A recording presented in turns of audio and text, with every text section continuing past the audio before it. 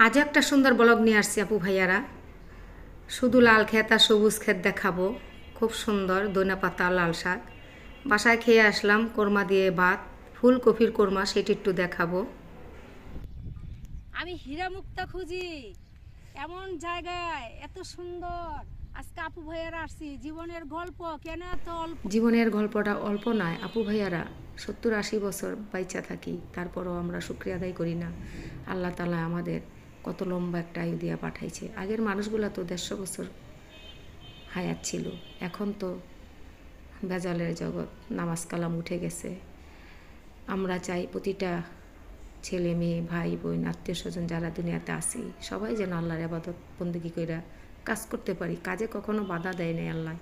তোমরা নিজেরা নিজের কাজ করো পর্দা নসিব কইরা। তে দেখো কত সুন্দর এই পৃথিবীটা, অথচ মৃত্যু হয়ে গেলে আমরা অন্ধকারে গিয়ে বাস করি। কেউ বুঝি না আমরা যে এই পৃথিবীর ভিতরে থাইকা অহংকার হিংসা বড়াই কিচ্ছু না। আসসালামু আলাইকুম আপু, আর আশা করি ভালো আছো। তোমরা ভালো থাকো, দোয়া করি। তোমরা যারা দেশ বিদেশ বসে আমার পুরো ভিডিওটা লাইক দিয়ে সাবস্ক্রাইব করে দেখো, তাদের আদর আর ভালোবাসা অন্তর থেকে জানাই। কি কয় এটারে? ধইনা পাতা। এত যে সুন্দর, আজকে ধইনা পাতা দেখাইতে আসছি। দেখো শুধু ধইনা পাতা আর ধইনা পাতা, আর এইখান হইল লাল শাক। এই যে নামুন না, এই যে এই শাকগুলা খাইতে কিন্তু অনেক মজা। লাল, এখানটা আছে পালং, এটি অনেক কড়া লাল শাক। লাল আর সবুজ, লাল আর সবুজ, ওই পর্যন্ত চোখ যায় শুধু লাল।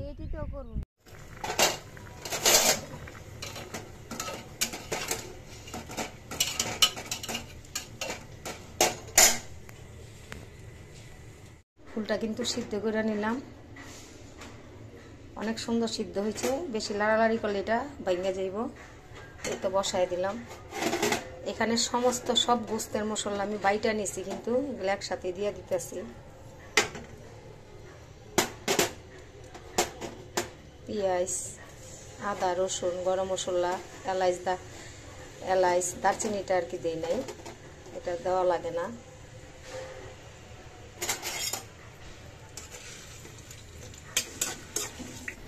টমেটোগুলো দিয়ে দিই সাথে, টক টক লাগলে ফুলটা খাইতে ভালো লাগবে। ফুলটা দিয়ে দিই আমি এইভাবে আগে দিই, একটু লাইড়া চেড়া, তারপরে পানি দিয়ে দিব। একটু বসায় দিলাম।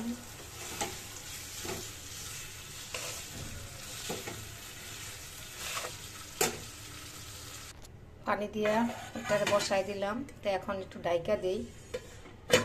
তোমরা ধনিয়া পাতা দিলেও দিতে পারো, কিন্তু হওয়ার আগে দিবা, এখন না। তো আমি এটা ডাইকা দিলাম। দেখো আপু ভাইয়ারা, ফুলকপির রোস্টটা অনেক সুন্দর, কিন্তু আমি জাল খামো দেখে সাদা করি নাই, টমেটোটা দিছি, টক টক লাগবো। এইভাবে ফুলকপির রোস্টটা তোমরা খাই। ভিতরে উপরে এটি কিন্তু সব সিদ্ধ হয়ে গেছে। 2-3টা কাঁচামরিচ দিয়ে দিই, চাবায়া খাইতে ভালো লাগবো। আর তোমরা যদি ধনিয়া পাতা খাইতে চাও দিও, আমি ধনিয়া পাতাটা দিলাম না, যেহেতু গোস্তের সব মশলা দিছি। গ্রানে মৌ করতেছে।